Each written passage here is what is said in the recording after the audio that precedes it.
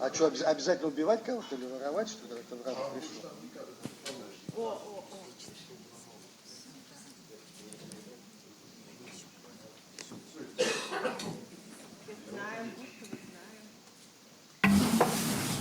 Добрый день, коллеги. Good afternoon, colleagues. We're happy to welcome you to the third press conference in a series of events dedicated to the General Shareholders meeting of PGC Gazprom. We're going to discuss gas supply to the domestic market and execution of the Russian region's gasification program, that is gas distribution around the regions. We have Head of Department, Mr. Gennady Sukhov, and General Director of Gazprom Межрегионгаз, Mr. Sergei Gustov here. Over to them, and then we'll proceed to the questions from the media. Good afternoon, colleagues. We welcome all participants of this press conference. It is our first experience in this particular setup to discuss the subject matter in question. So if something goes not as you are used to, you're welcome to suggest any improvements to us, and we'll be happy to adjust. The subject of today's press conference is well known to everyone, I guess. You have read the materials. We have decided to split our presentation into two parts. One is about gas supply to the domestic markets and collecting of payments, and the other one to discuss the gasification program, gas distribution within the Russian regions.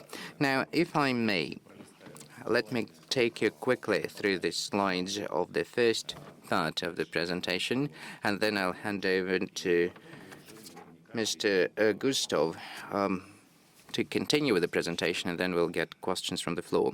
Let's start with page 1 of the presentation available to you.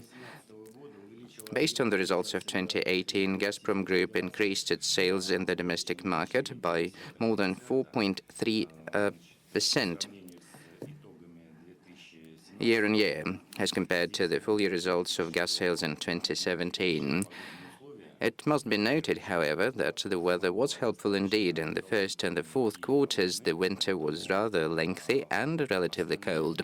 Hence, most of the gas supply volumes were increased towards the energy industry, households, and also communal facilities, such as heat distribution networks. Our average realized price went up in the course of 2018, but again, please note that this price is calculated separately for industrial off-takers and the households. So I'm expecting questions from you, like what was the price exactly? I can't answer really, because in that case you need to analyze and disclose the full breakdown for every region in question. However, as the average realized price is up, our revenue is obviously up as well for the full year of 2018. Gazprom carries on its sales of gas at the commodity exchange. That is 13.6 billion cubic meters sold in 2018 as a commodity exchange exercise, while the share of sales has remained the same, like 87%, and there is a slight decrease in absolute terms, which is explained by certain specifics of operations of industrial off-takers in summertime last year. Well, now, if you consider our gas prices at off-taking point grow at peak sales when everyone needs the gas. That is clearly observed on the chart. Now let's continue to the second page of the presentation. Gazprom ensures reliable supply of gas to off-takers within Russia, and we clearly see an increase of that supply, mostly coming via Межрегионгаз, that is a Gazprom subsidiary, selling 3.7% more gas as compared to 2017 full year. The breakdown is observed in the pie chart on the right page, on the right part of the page. It's pretty much the same breakdown. Electric power generation industry other industries, and also heating networks and basically, if you consider page 3, you'll see that our key challenge is receivables. You know these charts pretty well, and as you can see, we have an increase of 6.2% in receivables year on year as at the end of 2018. The trends keep changing, so we can't say it's a continued trend over the years, but clearly this has been caused by increased sales to households and heat suppliers who mostly accumulate the receivables in question, and the breakdown can be observed on the bar charts in the bottom part of the page. Now over to page 4. Most of the debt or receivables remain with the heat supply chains and energy companies. I'm not going to discuss this in more detail because the breakdown remains the same for years. This is caused by systemic or chronic problems that are not changing. We keep working with the receivables, but I think some cardinal measures are required. Over to page 5. Now, municipal-owned companies owned by municipalities have reduced their receivables to Gazprom by 1.1%. It must be noted, however, that their share is that 93% out of their debt is represented by companies or entities that follow under the auspices of the Ministry of the Defense. We are trying to work with them as well. Now, the electric power industry, you can see the breakdown as at the 1st of April. Well, normally such companies try to accumulate the debt over the winter and move the payment further to the right, as we call it. And the situation is there. It's changing. I don't think I can provide any further comment. Page 6 now. Household debt for gas. That has increased by 8.4% in the course of 2018. A significant share of that comes from the Northern Caucasus and the republics within that federal district. 68.6 billion, or nearly 89% of the total debt, resides within this type of households, the off-takers coming from the Northern Caucasus federal district. Over to page 7. Lack of regular payments and remains the main problem, with only 7% of offtake. Regions of the Northern Caucasus Federal District have contributed more than 52% of all receivables outstanding. Next page is number 8.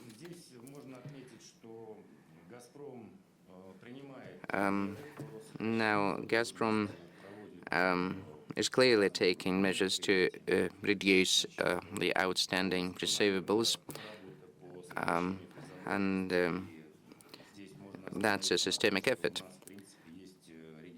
Gazprom has certain regions within its portfolio that demonstrate a very good dynamics in reducing its outstanding or their outstanding debt for particular types of off-takers, such as heat distribution networks, for example.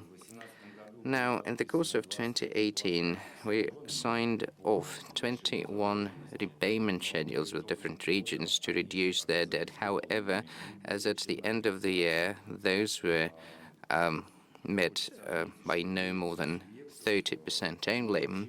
9 regions within Russia have failed to deliver on those payment schedules completely. I can give the names such as Udmurtia, Chuvashia, Vladimir region, Volgograd, Orenburg, Penza, Pskov, Saratov, and Ulyanovsk regions. So, The most efficient leverage that, the most effective leverage that we have is obviously cutting off gas supply, which we really wouldn't want to undertake. Now, page 9. Page 9 demonstrates our efforts to improve the regulatory framework governing this particular area, trying to optimize gas settlement operations, reduce the losses, and also streamline our litigation procedures for Mezhregion Gas Group.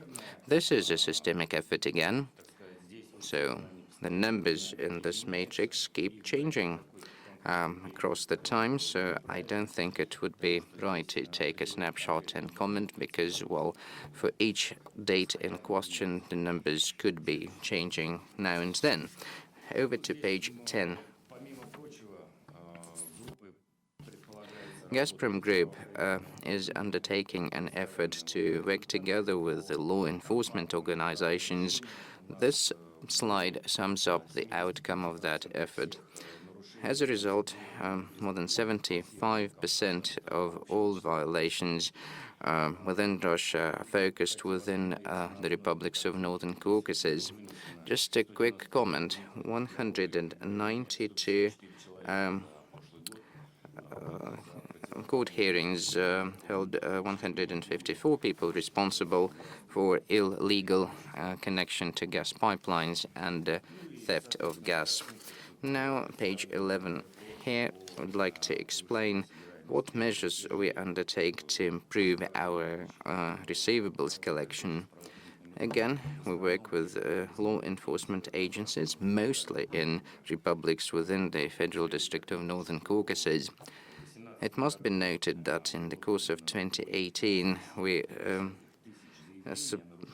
filed more than 15,700 claims within the republics of Northern Caucasus, and those resulted in more than 7,000 criminal and administrative cases instigated, and more than 5,000 decisions were made in favor of Gazprom to hold people liable. Now, this concludes my presentation, and I would like to give the floor over to Mr. Sergei Gustov, the General Director of Gazprom Mezhregion Gas, to discuss the gas supply or gasification program to the Russian regions. Thank you.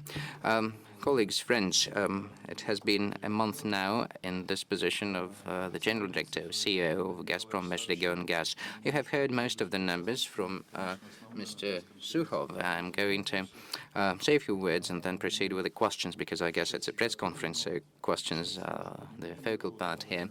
Well, we're mostly ready, and we'll be happy to answer most of your questions. If not, then we'll be happy to take those as homework. Well, obviously you can't learn everything in detail across the country in just 1 month in office, but I'll manage. Now, in 2018, Gazprom Mezhregion Gas transported 227 billion cubic meters of gas, 3%. Actually 3.4% up year-on-year. We have pretty much completed the consolidation program for gas distribution network. 744,000 kilometers of distribution networks. These are pipelines that Gazprom Mezhregion Gas is in charge of. We keep going to reduce the timeline for new connections, and we have managed to get Federal Law 330 improved to simplify the new connections procedure. That effort is going to be carried on because the simplified project documentation procedure and commissioning procedure could really streamline the process and optimize the cost as well as the timing for new connections. We have seen a 36% increase in new applications to 210,000 new connections. 102,000 new facilities were connected. That is significant increase year on year. So for the year of 2018, we have the number of cubic meters per hour. So basically, the number of cubic meters per hour define the properties of a gas transportation system, and you see the number here of 1.2 million.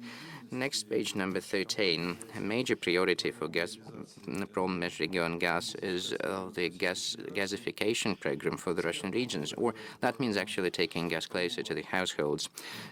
Since the program started in 2005, Gazprom has invested more than 361 billion rubles, including 36.7 billion invested in the course of 2018.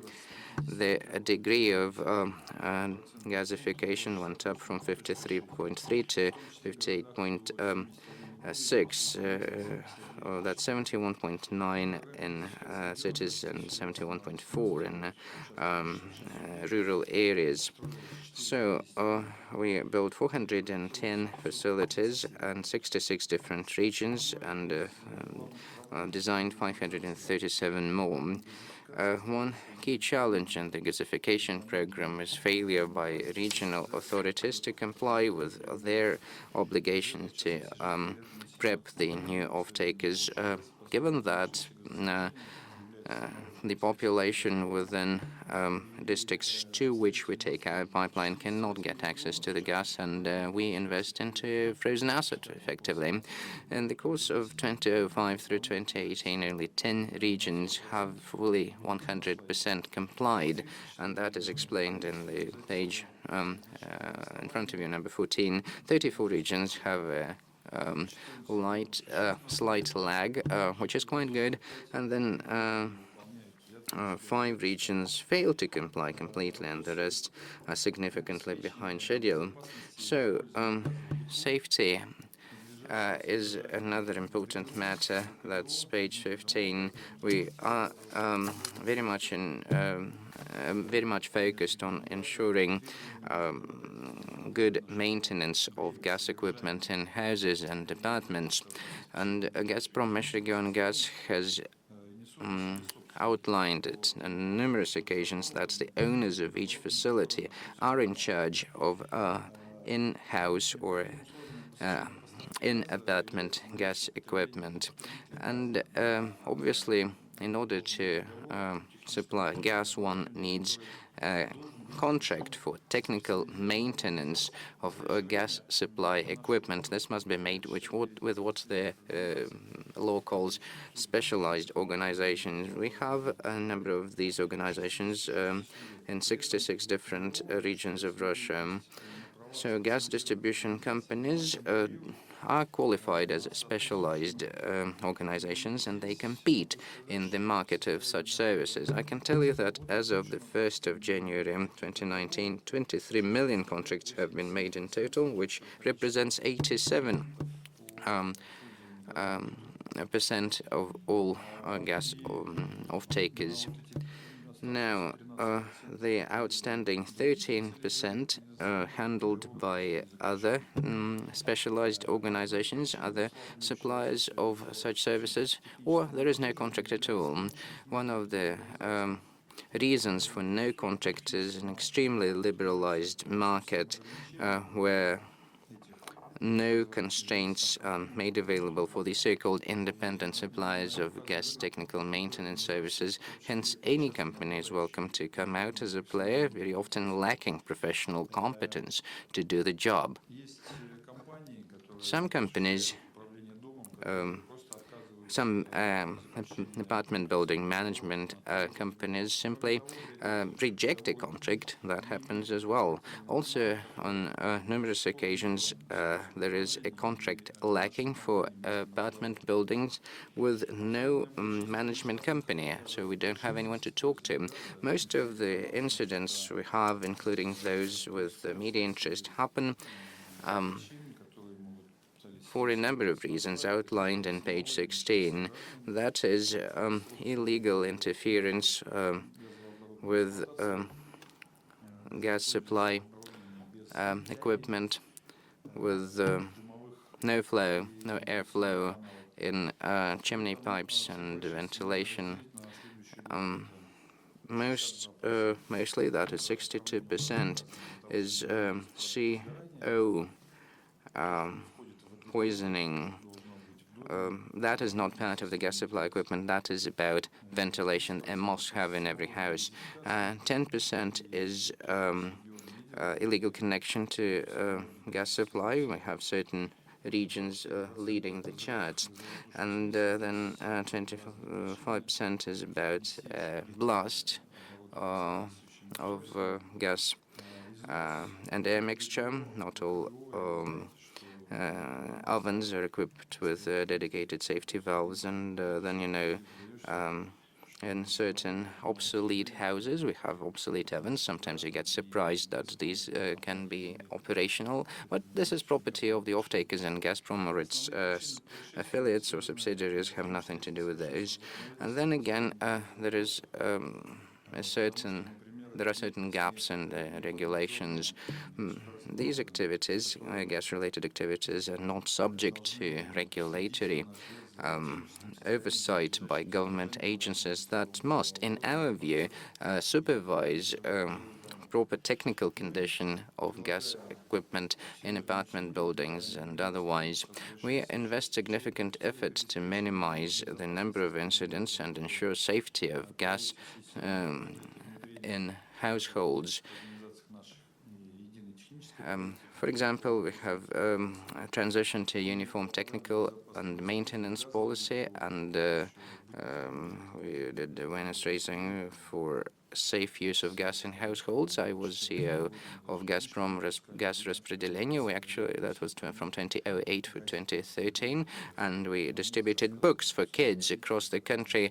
There was a child superhero called Gazik, moving around the country and popularizing efforts to ensure safe use of gas and raise awareness.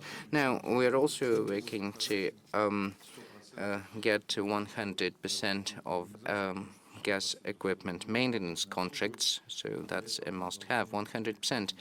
And we must be competitive against independent supplier of similar services. Additional safety measures for safe use of gas are a possibility too, and we consider those on a case-by-case basis individually. So we clearly have a good understanding with nearly every region that specialized organization with experience and responsibility of their professional teams must be in charge of the maintenance exercise.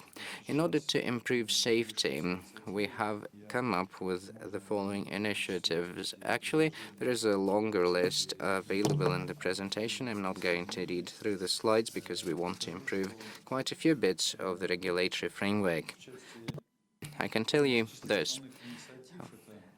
The focus of this initiative is to require licenses from the specialized organizations offering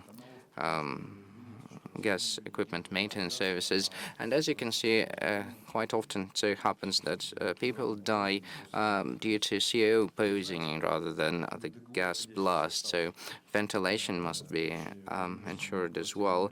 And then we want to recognize in-house gas supply equipment in an apartment building to be a uniform system legally rather than individual systems owned by each apartment, and thus will be able to maintain the full system within the communal areas of the house and also each individual apartment where it approaches the oven. Now we want the customs union technical regulations to have provisions for at least newly produced, newly manufactured equipment to have safety valves and safety systems. This could help us avoid a situation when the gas, like for example, modern ovens would cut off gas supply should the flare come down, while older ovens don't have this safety system. We want technical regulations of the customs union to provide that such system is a must-have for all newly manufactured ovens. Also, we would like to get back to the mandatory check of all connections with excessive pressure. You know how this used to be in the past. A gas inspector would come, then put some soap foam on the connection joint. This looks very simple, and we have more modern means to check that, but this check is required in our view. Now, one extra measure we undertake is to handle gas pipelines with no apparent owner, legal owner. These seem to be still abundant, like 9.4 thousand of those, 9.4 thousand kilometers of those. And you remember the total length is 745,000. So 9.4 thousand of those who are not legally owned by anyone. These include pipelines within the municipal areas or rural areas that have not been taken onto the balance of those municipalities, and also pipelines built by communal farms of the Soviet Union which no longer exist. Now, the pipelines do exist, of course. By law, we are supposed to cut off gas supply via those systems because these have the potential risk of an incident or even an accident, such as a blast, and hence have a major public danger attached. But in this case, a lot of households who duly pay for their gas supply would be cut off as well. So, in most cases, the actual situation is well known, but there is no design documentation and maintenance documentation, and given that we can't register our right to have it as our property, so the only way to go is to register that as lost property and then register that as property of the municipality afterwards, with a contract for maintenance made between our company and the municipality. After that, as a next step, we have proposed an amendment into Article 8 of Federal Law number 69 on gas supply in the Russian Federation to define further operations with a pipeline with no owner. So we want to provide for administrative responsibility of the local municipality in case the pipeline has been identified as such with no particular owner and no effort is taken to take that onto the balance sheet. Now, as soon as a pipeline is registered as a municipal property, a technical maintenance contract must arise pretty much automatically. But this doesn't happen, quite unfortunately, and we have quite a lot of unattended pipelines which are potentially hazardous. Now, we have certain portions of the pipeline that are owned by third parties rather than Межрегион gas, and physically those are not in abundance, but still available. So we propose that each third party owning a pipeline must enter into a dedicated agreement for technical maintenance or provide those services professionally on their own. Should they fail to comply, administrative liability must follow for failing to provide adequate technical support for violation of gas technical regulations. Now, I would like to say a few words about this point. Back in 2008, as I became the CEO of Gazprom Газораспределение, the gas distribution networks of Gazprom, we decided to increase the share of polyethylene, underground polyethylene pipes for their technical properties and the costs involved and the possibility to have them laid underground, given their resistance to corrosion. These are really easy to install. You don't have to insulate them, and the lifetime is much longer than a metal pipe. So the most important thing is that we have changed the course towards such pipelines, especially for new construction, with very few exceptions. This chart on page 22 explains what we're doing in this regard. So we would like to get away from those metal pipes crossing roads, especially in the south of Russia, in the form of those large frames. We want them to come underground. We want to increase the share of polyethylene pipes and reduce the share of metal pipes. We want to put those pipelines underground. Gazprom Межрегион Gas Group is involved very actively in improving the regulatory framework. I see this as my core objective as the CEO of Gazprom Межрегион Gas. We must improve Russian laws and bylaws to improve payment discipline, and further increase reliability of gas supply and safer operations of Gazprom and its subsidiaries, as well as other third parties. We have drafted a number of bills, but I don't have too much to share. We have just started for a month now, and over that month nothing has happened. But at least we hope to get some new good regulations, such as the damages for illegal connection calculation, for example. That is very good thing, because many people in Russia think it's very simple. No, it's not. And then I would like to underline it yet again. We must improve the maintenance procedures for in-house and in-apartment equipment, further reinforce payment discipline. That's exactly what Gazprom Межрегион Gas is doing currently. I'm not going to bore you any further. Now, your questions, please. Over to questions, please go ahead, sir.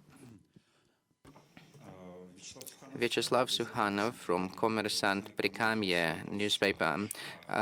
Question to both of you. Former management of Gazprom Межрегион Gas discussed this with our region to build a second unit of gas liquefaction facility. I'm wondering if the project is still alive and you intend to carry on with further construction, or at least discussing that project with the regional authorities. And then again, what other subjects are you going to discuss with regional authorities? Which are the points of contact in this regard?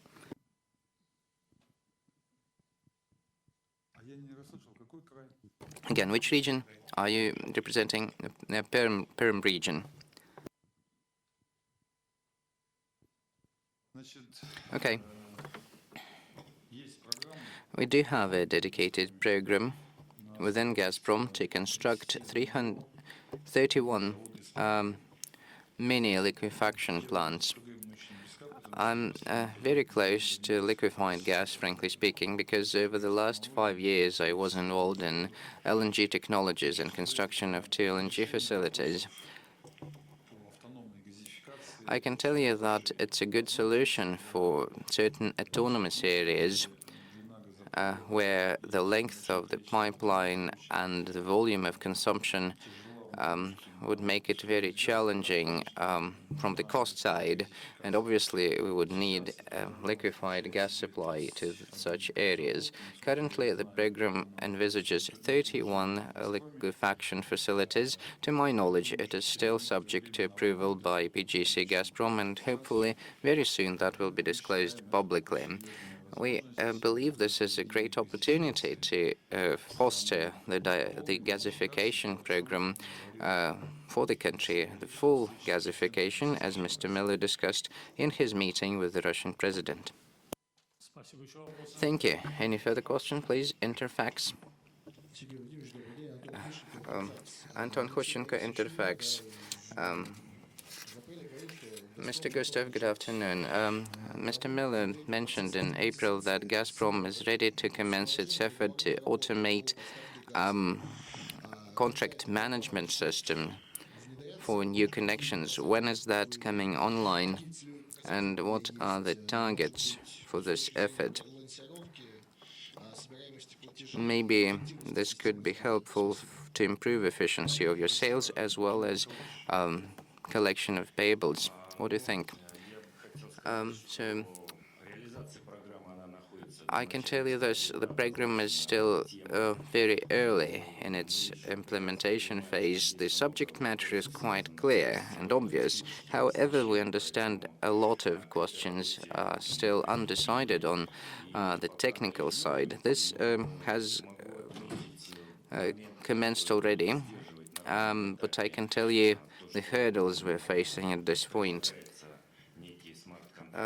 Certain smart contracts are on the agenda as part of the program, which are not provided for in the regulatory framework, so we need amendments into the current laws, which would provide for those smart contracts to be acceptable.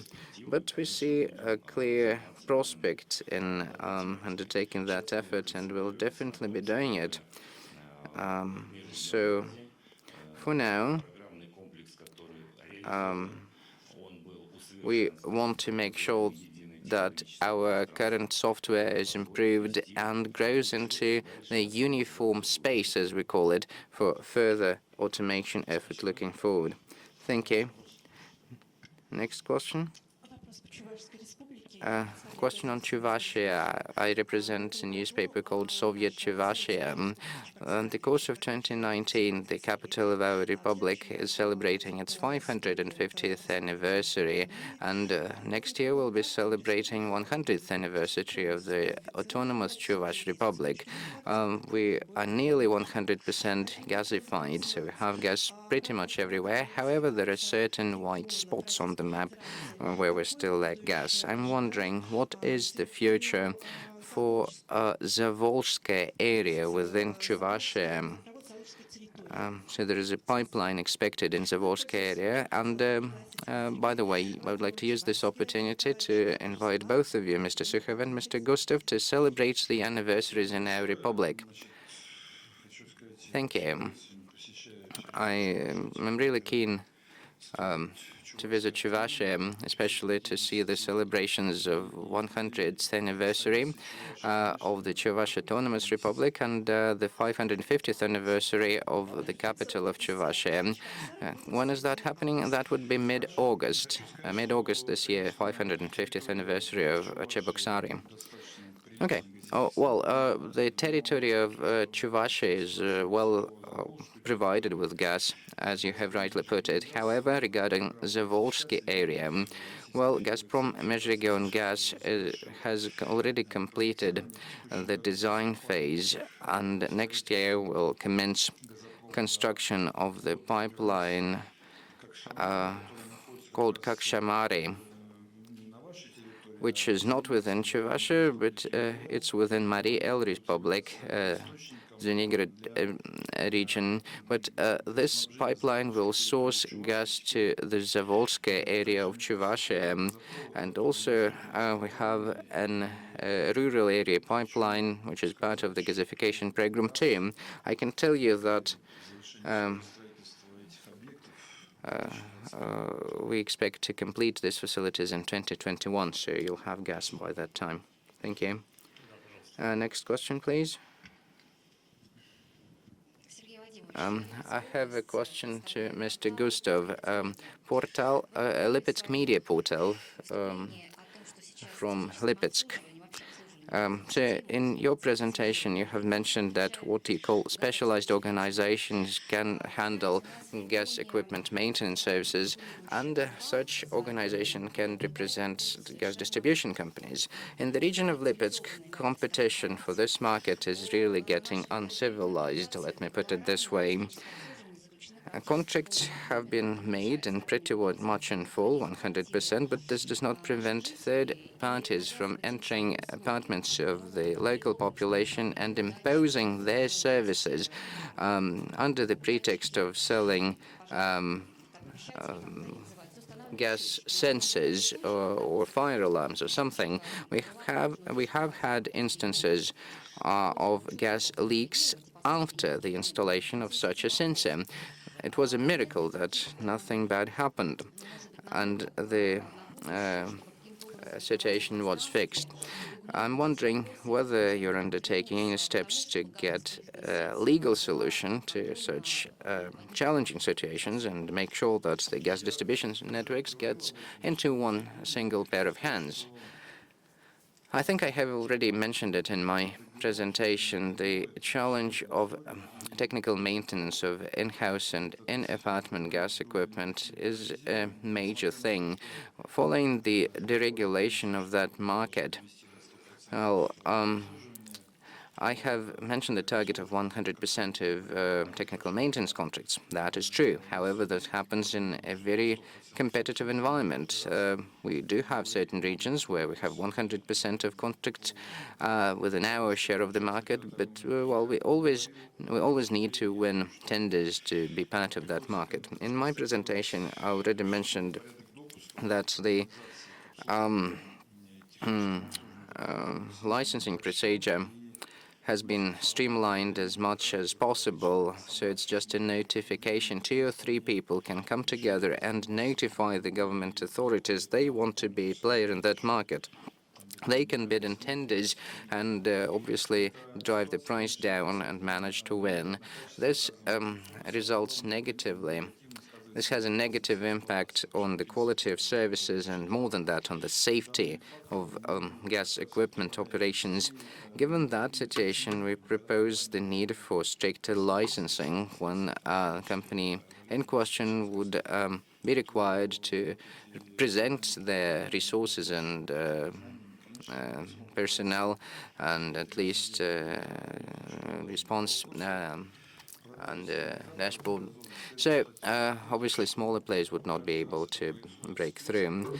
And regarding your question about gas sensors, there is always a spike of interest whenever there is an accident such as was the case in Magnitogorsk. That was a huge tragedy indeed, but following that there appears a number of people who try to sell gas sensors. In theory, these are supposed to inform their owner of a gas leak.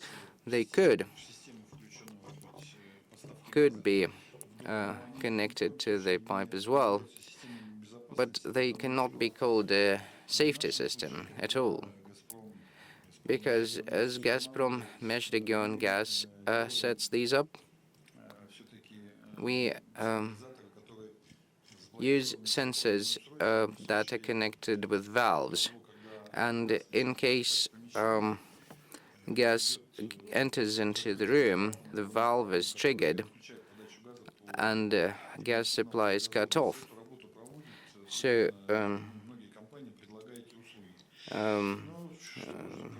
obviously that kind of service is on offer.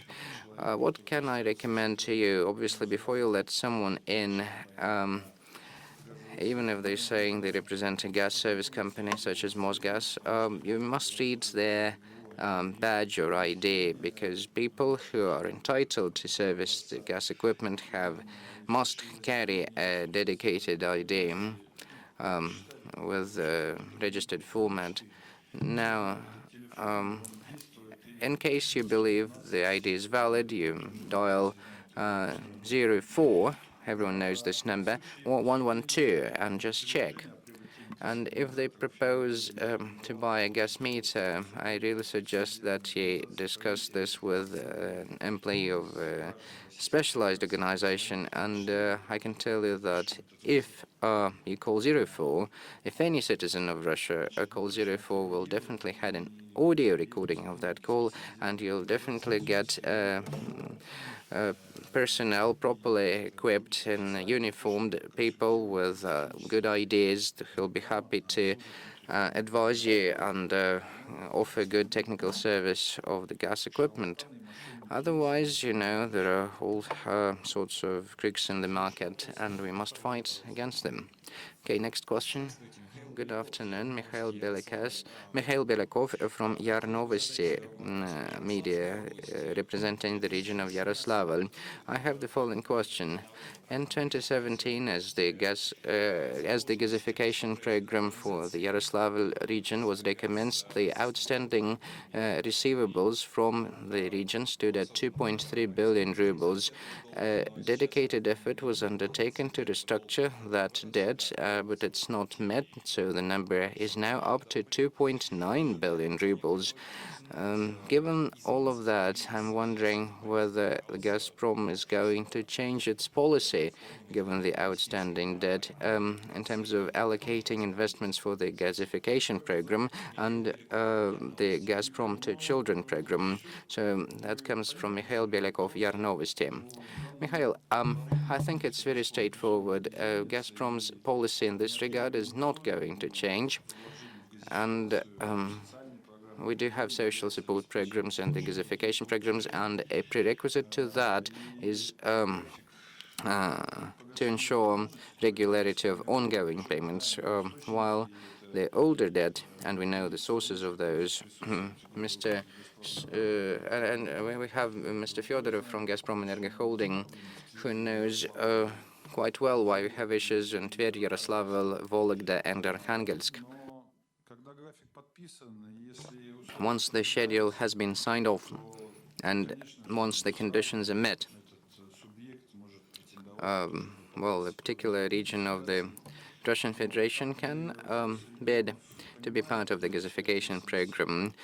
Once the leadership of a dedicated region know the degree of their responsibility and meets their liabilities, Gazprom is happy to meet them halfway, because you understand it's absurd to build a pipeline in a region which is not paying for gas. That's nonsense, sir. Next question, please.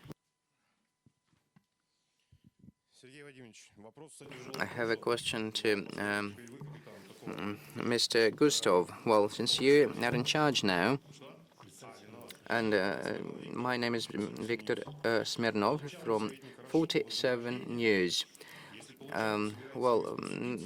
Has Senator Arashukov received any money? If yes, are you going to sue him? If not, whether you're going to sue him for your reputation damages. So he definitely got money as an advisor to the CEO of Межрегионгаз. Whether Gazprom often sues for reputational damages, so he is not an employee of Межрегионгаз now. That is a very well-known case in the media, and obviously the law enforcement agencies are involved in the investigation. In this regard, reputational damages are obviously there because, well, much has been said about it by many parties, but let's actually wait for the outcome of the investigation. Let's wait for the court hearing question. So you're not going to do that, right? No, not yet. And I'm fully supportive of Mr. Gusto here. The investigation is still on. And we keep track of the situation. As soon as the decision has been made, then we'll see. It's up to the investigation team whether the court will hold him liable or not. Well, I can tell you that we are fully cooperative with the investigation. We share information, we provide expertise, we offer the time of our employees who know the technical matters. We're as open as possible to make sure that the investigative team and then the court make the right decision. Thank you. Next question. Good afternoon. Olga Shamova from ORT Planeta, representing Orenburg region. In February, chairman of Gazprom's board of directors held a meeting and raised the question of Orenburg region, like 73 heat supply networks out of 81 coming from Orenburg region lack payment discipline. how's the situation today and whether it's going to affect the gasification program for Edinburgh? Well, first and foremost, know that yesterday Mr. Denis Paslev, your acting governor, had a meeting with our chairman of the management committee, Mr. Alexei Miller. I know they had a very long discussion and a very productive one indeed. They have signed schedule back in May last year for 81 heat supply networks. That is a schedule of repayment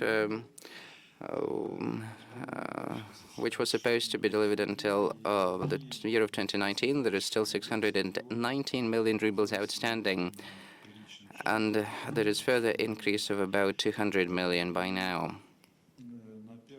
So, as of the 1st of January 2019, the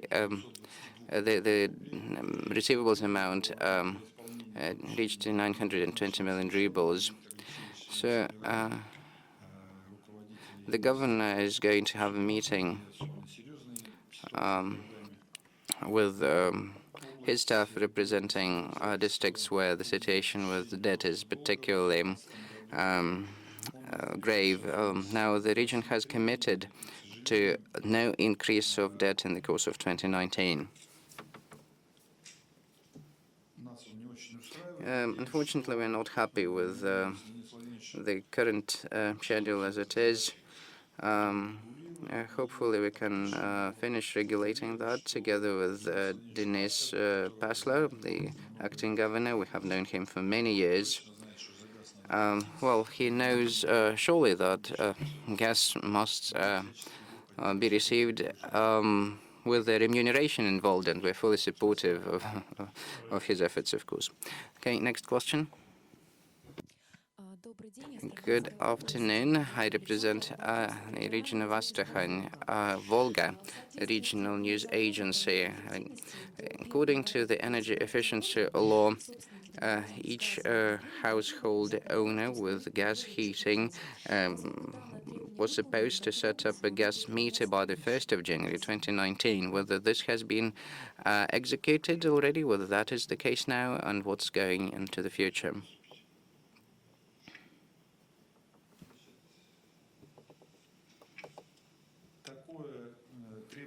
This requirement is indeed part of the law.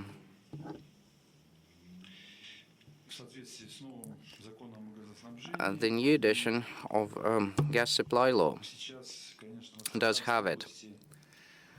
And the region of Astrakhan is lagging behind every other region in executing this particular requirement. And this law in general. Gazprom Газораспределение Astrakhan, our subsidiary in your region,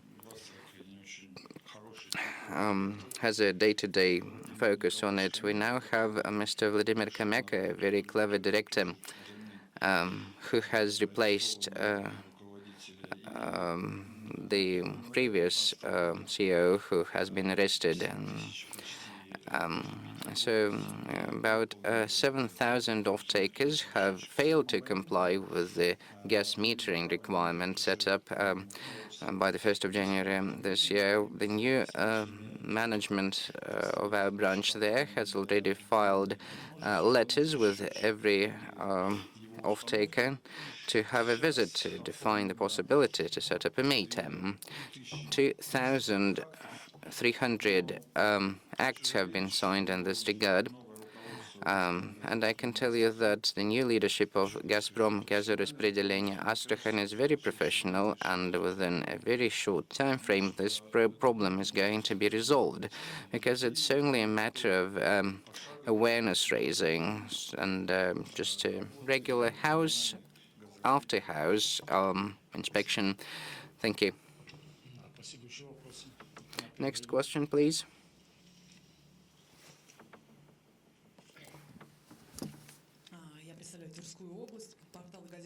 representing Afanasy Business Portal from Tver region, Olga Versova here. I know that yesterday PGC Gazprom held a series of meetings involving a representative or several representatives of the region of Tver.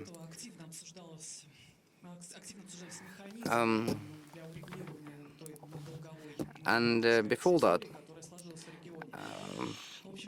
there were lengthy talks about how to settle the outstanding debt from the region. It was considered that heat chain and gas-related facilities could be handed over to Gazprom, and then some restructuring could be involved with certain subsidies to companies and off-takers with a particularly large debt using public funding from the regional budget. And a lot was said about payment discipline,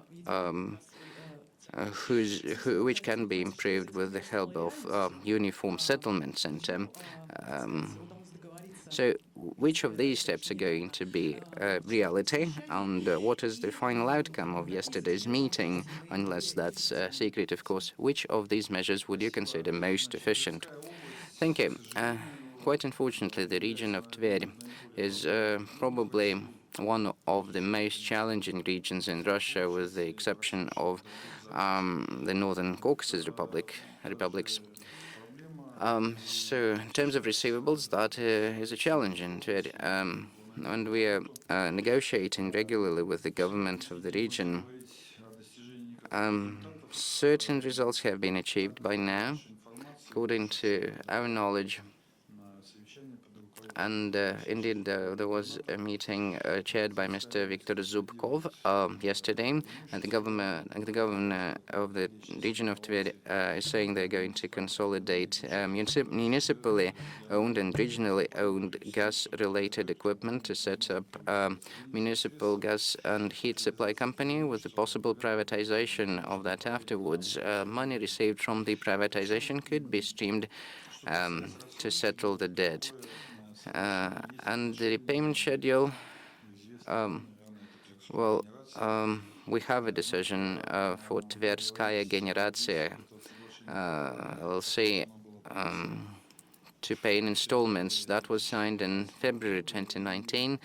It's too early to say how efficient it has been. Unfortunately, the company, which now has 5 years to settle the debt, hasn't started paying as yet. Hopefully, after yesterday's informal discussion, the regional government will get more constructive and start tackling all the issues of their utilities, because the hidden power stations are inefficient, really, because they were designed for a particular volume of steam to be generated, but the actual consumption today is different. Heat supply networks available across the region, which have significant debt, they have gone bust, their equipment have been taken over by other businesses.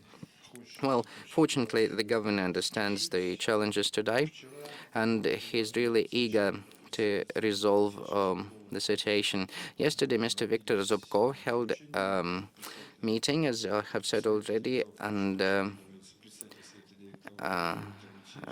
he's the chairman of our board of directors, Mr. Zubkov.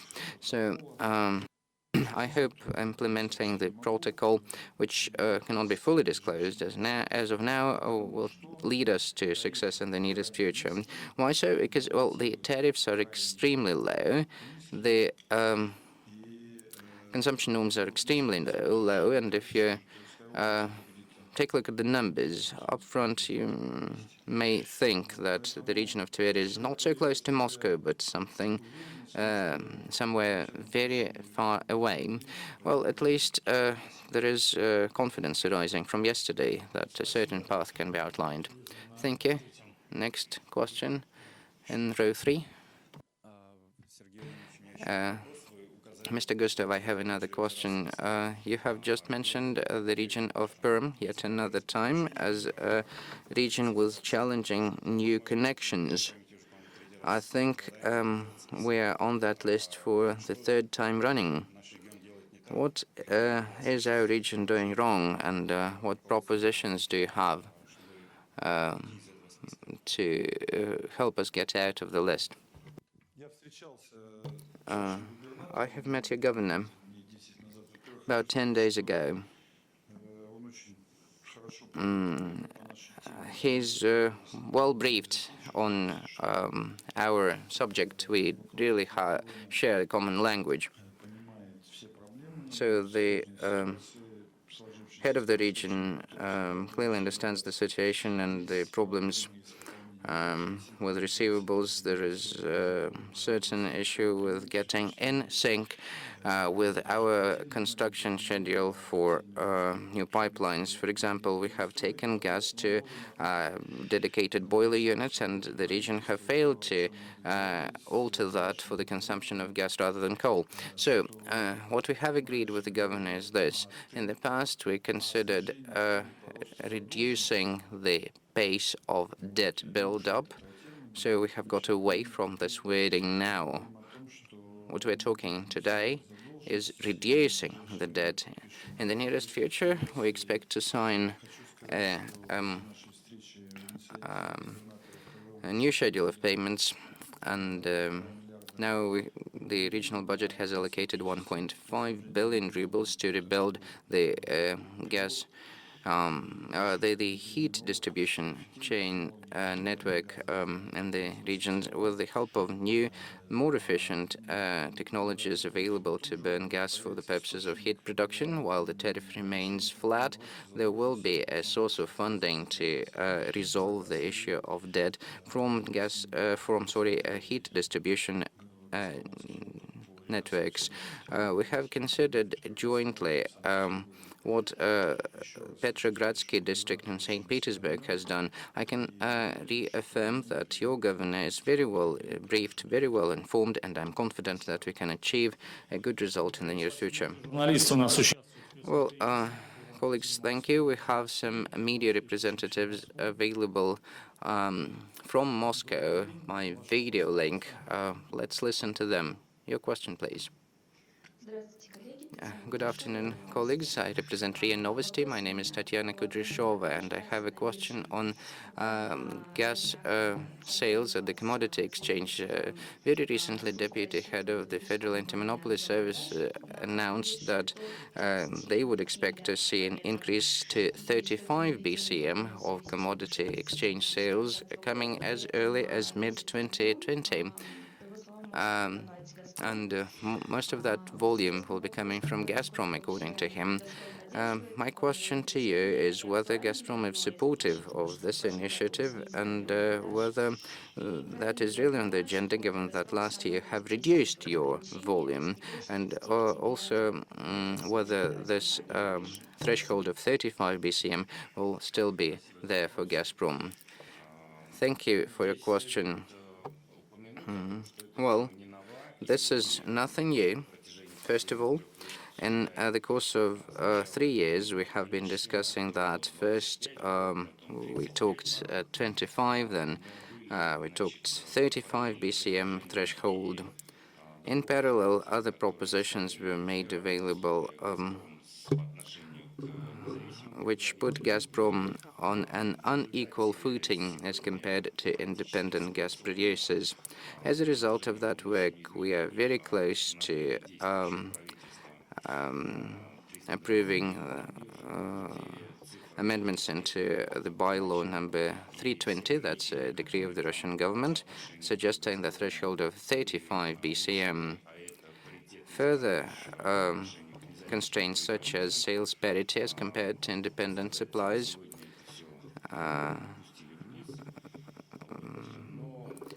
have been taken down.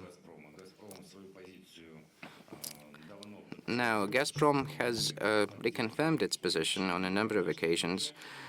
We are supportive of increasing the volume of commodity sales. We are ready to bring those volumes onto the exchange market, subject to certain steps as well, such as the parity rule and the ceiling for the maximum volume. So we are supportive of increased sales volume on the exchange. So, do I follow you? The threshold of 35 billion remains for Gazprom, right? Answer: yes, that's what we're talking about now. In the past, that was 25. Now it's 35. Thank you. Next question. Good afternoon, Ludmila Podobedova from RBC. Can you disclose your plans to cut off non-paying off-takers, including heat distribution networks, in the upcoming season, the non-heating? I'm not referring to the heating season in the winter, but in summer. Maybe there are any off-takers you plan to cut off in Northern Caucasus, and whether there has been any protest against that in the course of 2019. Let me start, and then Mr. Gustav will take over. We do not have such plans. We are talking about an ongoing effort now, so we can't say we plan to cut off any non-paying customer, because, again, those non-payments come and go. It's not a systemic thing. In the Northern Caucasus, well, in each republic, in each dedicated Межрегион gas affiliate, we have a dedicated plan to tackle the holders of our receivables. That includes law enforcement agencies whom we bring in, and we have shared the stats, and also imposed limitation for gas consumption unless other measures prove effective. We are going to impose constraints, and in extreme cases, these could be cut off. Next question. Can I ask to follow up, which is the largest debt of all industrial off-takers as of today or as at the end of the year?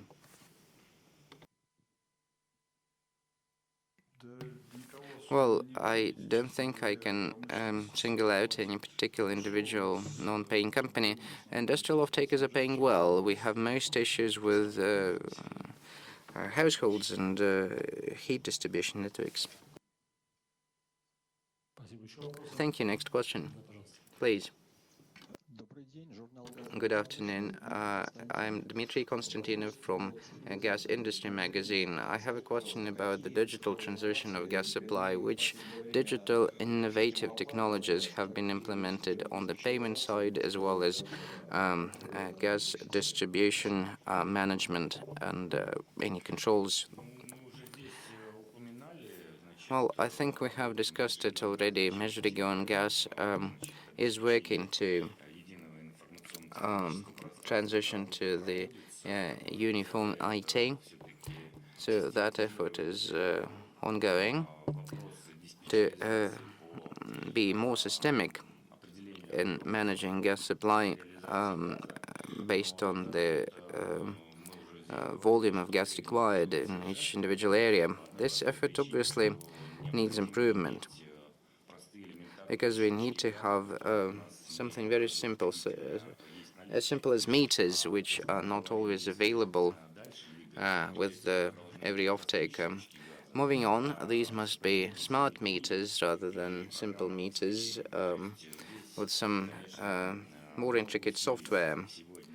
So as of today, a lot of effort and investment is required in order to prepare that digital transition. I can give you two numbers. So the uniform IT environment that Межрегион gas is currently shaping,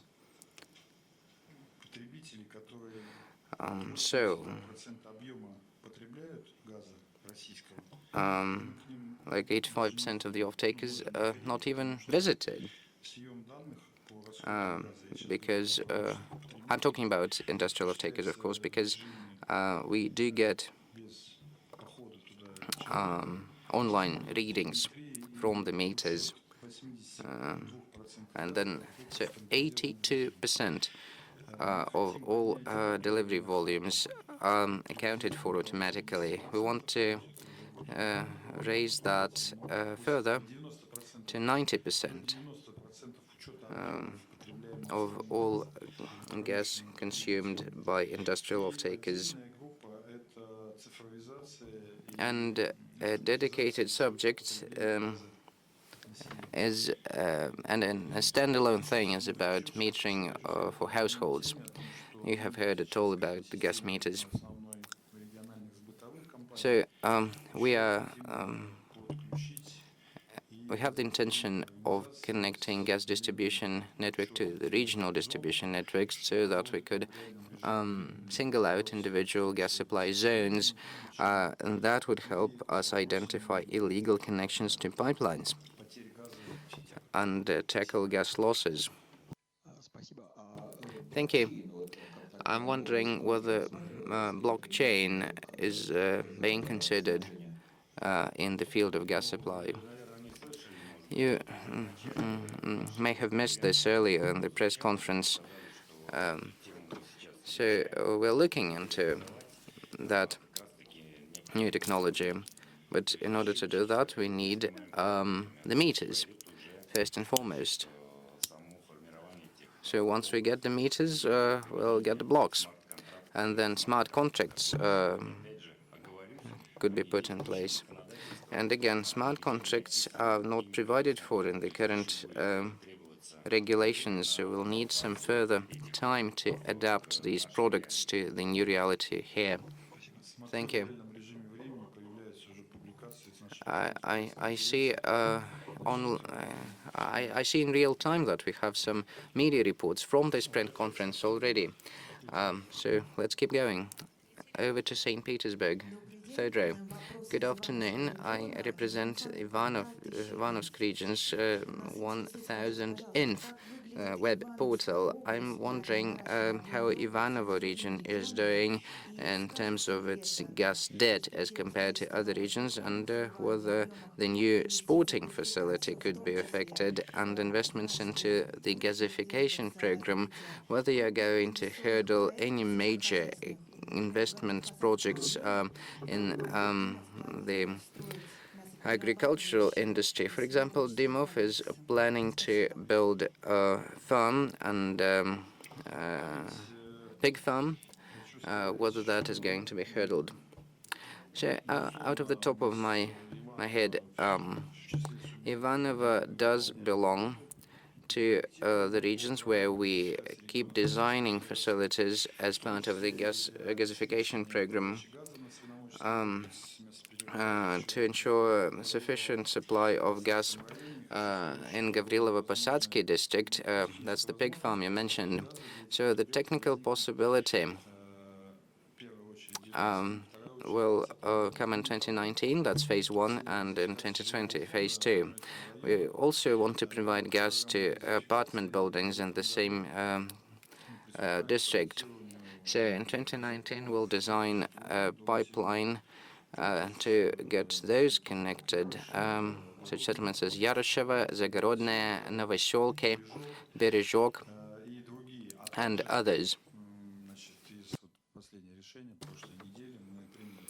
Last week, we unexpectedly decided to have a gas supply to a nuns' monastery. I don't think I can remember the name, so the nuns have filed an application with us. We think it is feasible, and we'll get gas into that monastery as well as 4 adjacent settlements and villages. So they have 375 households and 4 boilers, which are going to get gas in 2019 and 2020. Row 4, please. Kursk region, and represents a newspaper called Kursk as well. In 2018, we asked the same question about debt owed to you by companies under the Ministry of Defense. That resulted in major media impact. Also from the media, from the Ministry of Defense, we got a number of comments saying that the debt is not that significant. So it has been in place for a number of years, and the situation is still there. Whether any progress is expected in working with the Ministry of Defense? Thank you. Well, in his part of the presentation, Mr. Sukhov, well, actually, it's his part of the presentation, but let me answer. The outstanding receivables from the Ministry of Defense to Gazprom Group, including Gazprom Energy Holding, Gazprom Tepleenergia, and also Gazprom Межрегион Gas, stands as of the 1st of April at about 12 billion rubles. You have mentioned a number of companies under the Ministry of Defense.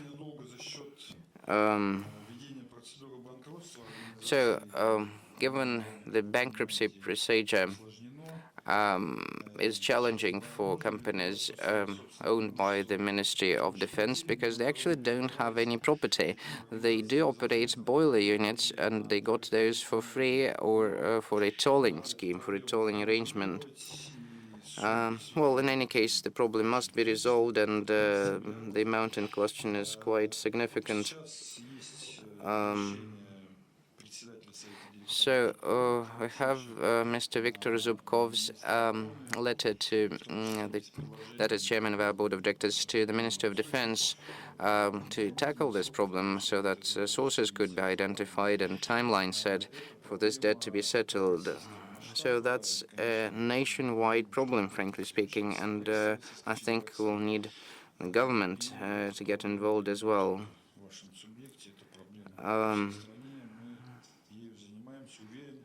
So that is not only about Kursk. This matter is being handled countrywide, and we're confident that we'll come to an agreement with the Ministry of Defense. Next question, representing the Republic of Karacháyevo-Cherkessia. Our region is well known for its ski resorts and other recreational areas. Their contribution to the development of the region is absolutely important. What are the prospects to get gas into our region, especially given that the Russian president has mentioned it in one of his speeches? Well, in the course of 2019, we are going to keep designing 2 facilities in this regard. So we're building 9 facilities in total in the region of Karacháyevo-Cherkessia, including village-to-village pipeline reaching out to Verkhnyaya Tibir Dam. In the course of 2020, we'll be able to supply gas to Dombai ski resort, which is just fine, a great place. And also the facilities in the valley. We are confident that the snow in Dombai will become even whiter, and white snow would last longer in spring, so the season will be extended. Okay, next question. Thank you.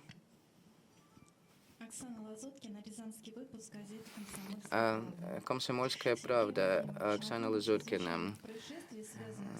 So, Mr. Gustov, given a number of incidents and even accidents when in-house equipment is used illegally, we often hear rumors that gas equipment must be banned in apartment buildings. The existing ones must be converted to electric ovens. And what would be the Межрегион Gas's position? Well, you know that very tall buildings cannot have gas ovens already. So, if I'm not mistaken, if it's up to 9 floors only, 9 stories. I can tell you that, well, our country produces more gas than any other country, or nearly more than anyone else. We are the largest country in terms of gas reserves, so obviously gas must be used and could be used. And it's definitely very simple to use gas in-house.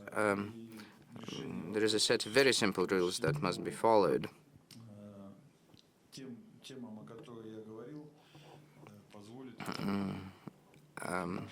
Having successfully resolved the issues that I have just outlined will enable us to use the Russian-produced gas in a safe way.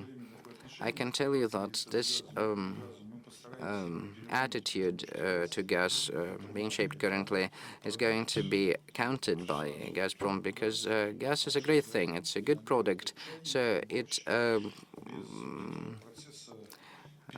burns directly and converts into heat energy directly without the extra conversion stages, because actually you burn gas to generate electricity, and you know, if you put your fingers into a power socket, you may be in danger. But we don't do that because we follow simple safety rules. So I'm calling for safe use of gas in the houses. We're trying to raise awareness in the country because it's Russian-produced gas. It can be and must be used in this country. Okay, so we have been working for more than 1 hour and 20 minutes. Any questions from those who have not asked their question yet? Please go ahead. Good afternoon. I represent RZN.info from Ryazan region, obviously a gasification program. The current level of gasification exceeds 90% on the average. Whether that is coming up in the nearest years and whether it makes any sense to take it to 100%. Thank you.